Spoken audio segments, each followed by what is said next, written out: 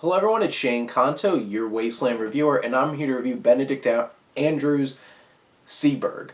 And this is a film starring Kristen Stewart playing a real-life actress who was involved in Black Panthers and trying to support civil rights and the FBI keeping an eye on her, and this sounds like, oh man, this could be really intriguing.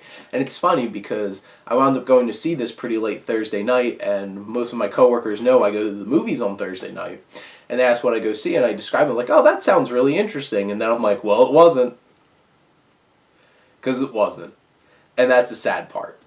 And I had, Kristen Stewart lately has been picking, for the most part, really strong characters and stories to portray. And you would think something like this, it's like, okay, she's playing a real-life person. She's been doing a lot of great work lately. And honestly, she's the strongest part of this film. What's lacking is how this story is portrayed and the depth that it's portrayed with. Because, there's a lot of actors in this. Kristen Stewart's in this, and Jack O'Connell, who's a strong young actor.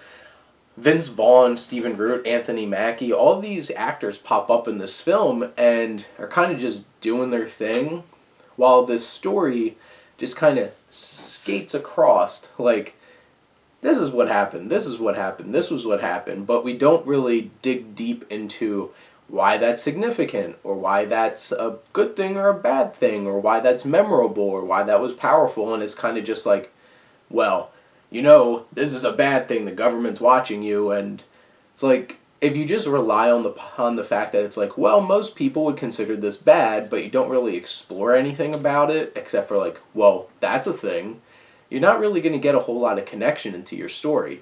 This was a well-made film, it was well shot, Kristen Stewart gives a strong performance, and it's an interesting story, but it just doesn't click, and I don't feel like this film digs its feet in enough, where it gets a chance to really dig in and explore the complexities of what's going on in this film. Instead, it just settles with, a lot of true stories wind up doing, which makes them more run-of-the-mill and forgettable, is here's a thing, here's a thing, here's another thing that happened because that thing happened, and not really thinking about the connections and what the impact is. It's kind of just there.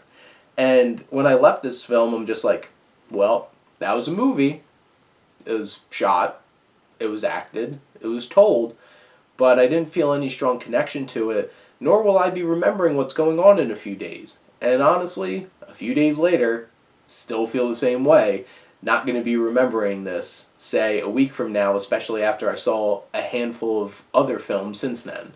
And honestly, I really wouldn't highly recommend going to see Seberg, and if you're going to watch it, just wait for it to come out in streaming. This doesn't feel like the kind of film that's worth taking your time going out to the theater to go see. And if I'm not mistaken, it's an Amazon film, so it's just wait a little bit, and you'll have it on Amazon Prime. But those are my thoughts on Seberg. Let me know what you think, and let's talk some movies. But thank you as always for supporting your Wasteland reviewer.